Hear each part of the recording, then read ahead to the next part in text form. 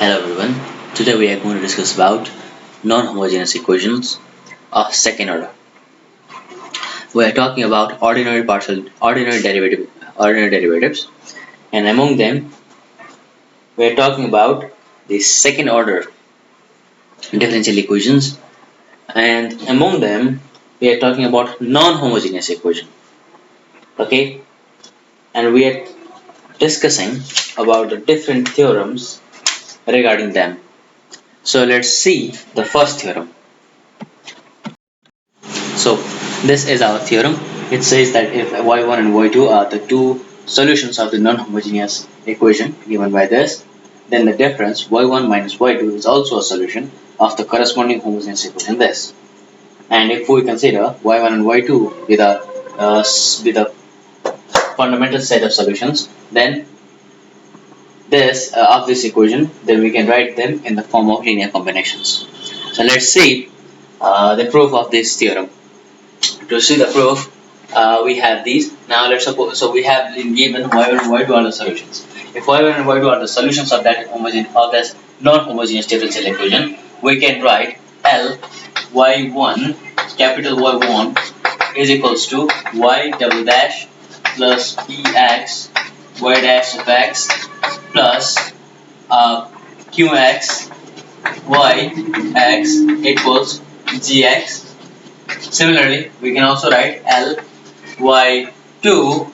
I think I forgot this subscript. Then y2 is equals to y2 dash x y2 dash x plus gx y2x actually qx equals g of x.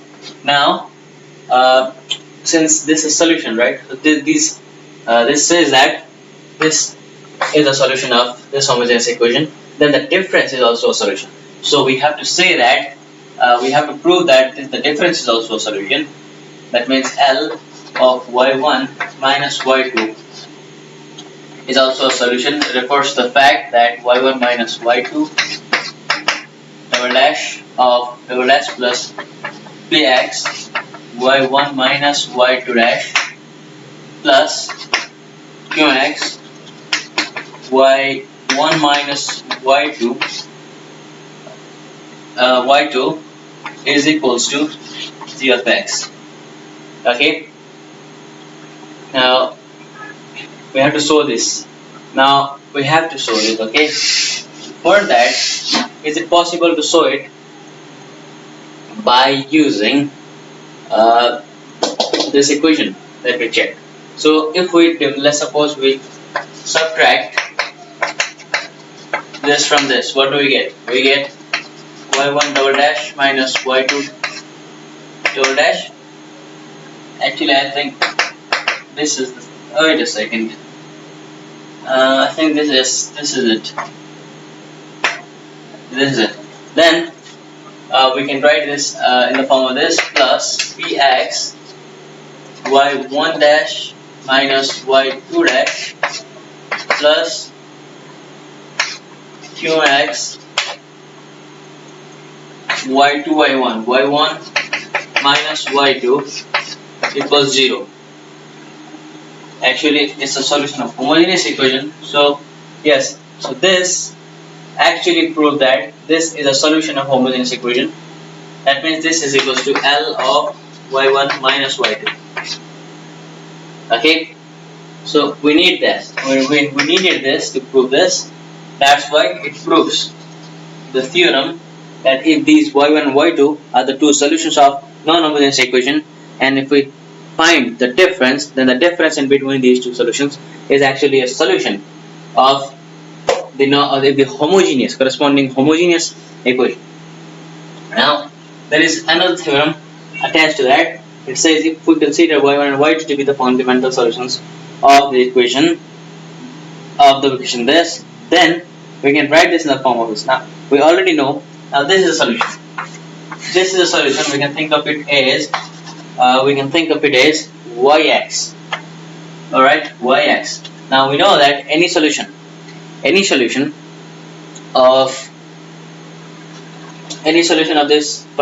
this homogeneous of this homogeneous equation given by this can be written in form of linear combination. And we can, since y1 and y2 are the fundamental set of solutions, we can obviously do that by writing them in the form of linear combination and equating to the solution y1x minus y2x. That's why it is a very obvious thing to prove. So this is a theorem. So that's why, to find the general solution of a non-homogeneous equation of second order linear differential equation, we can say that we have got two solutions. First one is the particular solution, and second one is the complementary solution. Complementary solution is the solution, is the general solution. Complementary solution is the solution corresponding to the homogeneous equation, whereas a particular solution is the solution added to that is a result of the non-homogeneous term of that differential equation. That's why our total solution, which is called the general solution, is given by complementary solution plus particular solution. So let's suppose we have y1 and y2, y1x plus y2x. Let's suppose some linear combination of this is a homogeneous equation, is a solution of homogeneous equation. Then if we add the particular solution as well, then this becomes a general solution y of x. Okay. Now if we have multiple non-homogeneous terms, then we can find the solution of a particular solution by first considering this is a whole solution, and after this is a whole solution.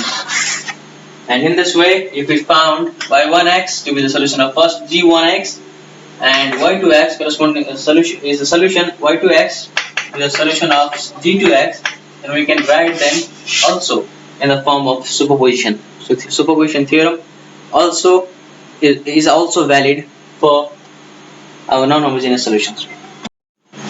Now we have already discussed the method for finding the complementary solution of a homogeneous equation. Now there are two ways to find out the solution of non-homogeneous equation. The two methods. First method is called method of undetermined coefficients. Method of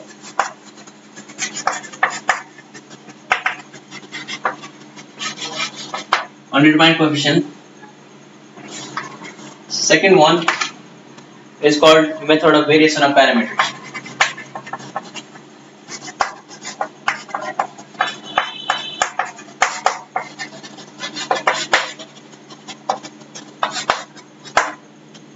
Let's discuss this.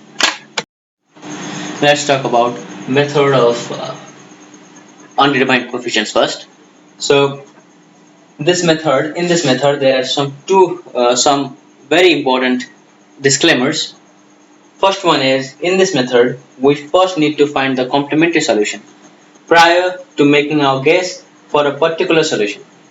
If any term in our guess is in the complementary solution as well, then we need to multiply the portion of our guess that contain the term by our x.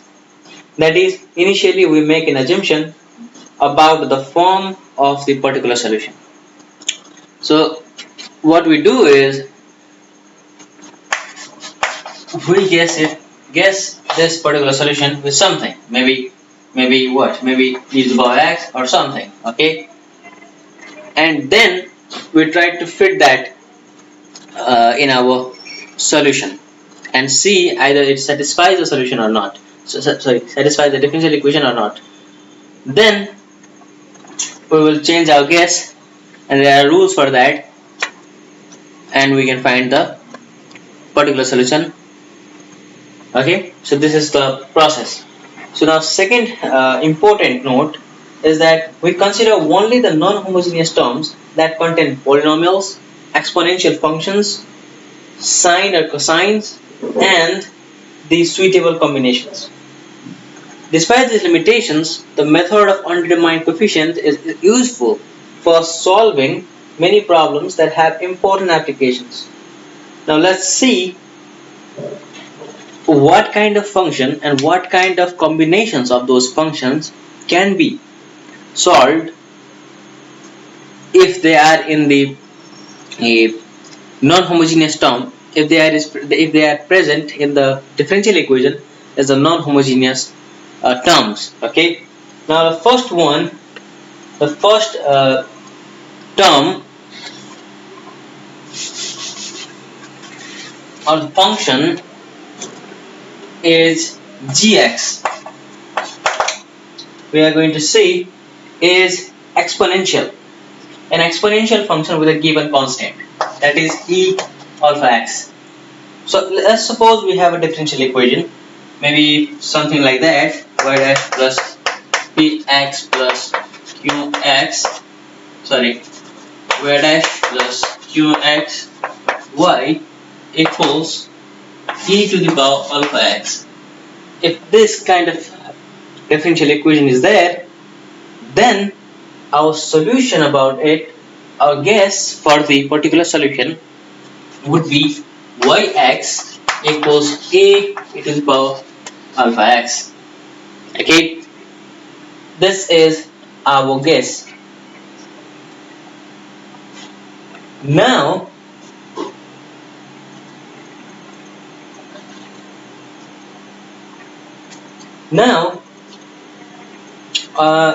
yes, so simple multiplication to 1.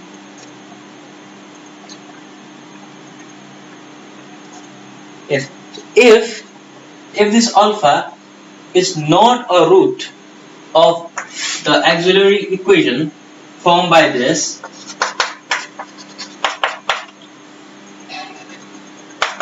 if the auxiliary equation, maybe let's say alpha, if the auxiliary equation does not contain alpha, which is in the exponential, sorry, it doesn't contain alpha as same as this, then this is the solution. But if it contains the alpha, that means the complementary solution also have e to the power this type of function, then we introduce x in front of this. Okay, and if both alphas are same, that means we have equal roots which are both equal to e to the power alpha x. In that case, we introduce x squared. Okay, so yx equals a x squared e alpha x. So these are essentially the different variants for the same kind of particular solution. Alright, this is about the exponential function. This is about the case when we have exponential function, a simple exponential function as our gx term. Similarly, let's suppose we have a polynomial series, then our solution, so let's suppose we have cx gx equals a polynomial n, so that means a naught xn plus a1 xn minus 1 all the way up to an. If this, where a0 is not equal to 0, in this case our solution or the particular integral looks like equals x to the power s a0 xn plus a1 xn minus 1 plus an.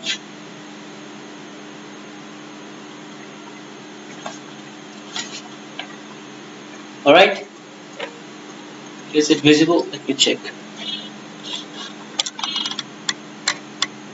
Yes, a particular solution would look like this.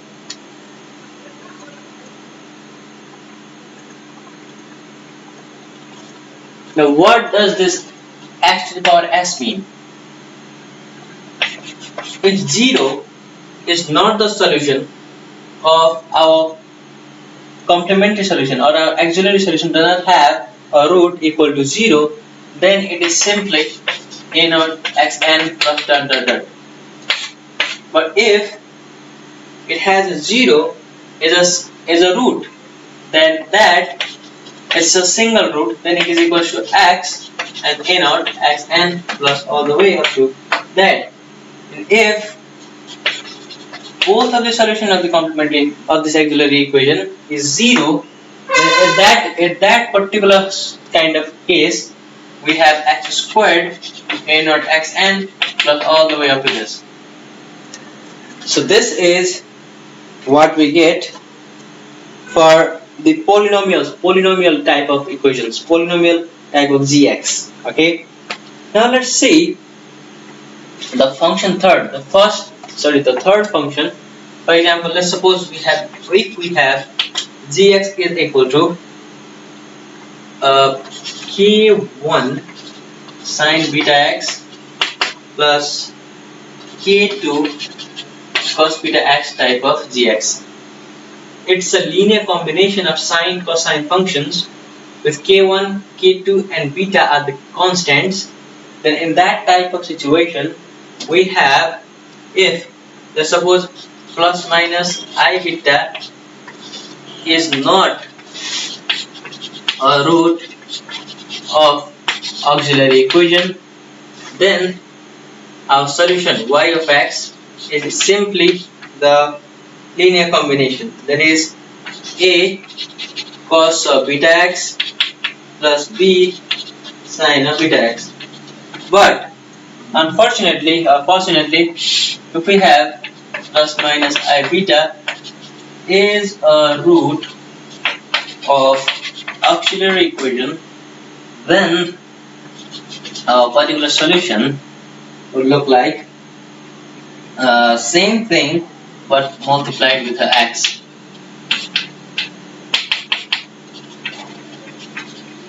Okay, this is the third function.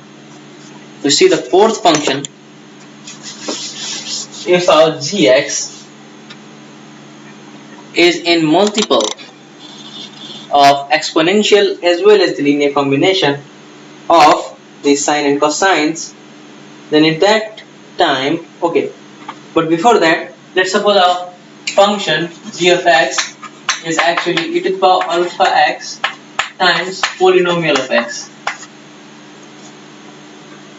If we have such a scenario, then again our solution would be same as yx is equals to x e to the power alpha x, actually not x, pn x, when the alpha is not a root of auxiliary equation, and if alpha is a root, then we multiply the whole series with x, and if alpha is one root, then okay, so and p and x if alpha is a root, and if alpha are the two roots, we will see that definitely in our questions, a lot of questions, we will practice a lot of questions, it will be clear for you. But let's write the rules first. E to the power alpha x p and x, then this becomes the, so that would become the particular solution. Then let's suppose if our gx is e to the power alpha x times k1 of sine of beta x plus k2 cos of beta x, that means the exponential times the linear combination of sine and cosine, then it is again if alpha plus I beta is not root, alpha plus minus beta is not root, then our solution yx equals to e alpha x a cos of beta x plus sine b sine of beta x. Now if alpha plus minus I beta is a root, then our yx is multiplied with x and we get a cos beta x plus b sine beta x. Okay, now we have seen 5 functions. We have seen 5 functions and different particular solutions for different kind of formats of zx. Now we have other 3 types of solution, 3 types of function also. So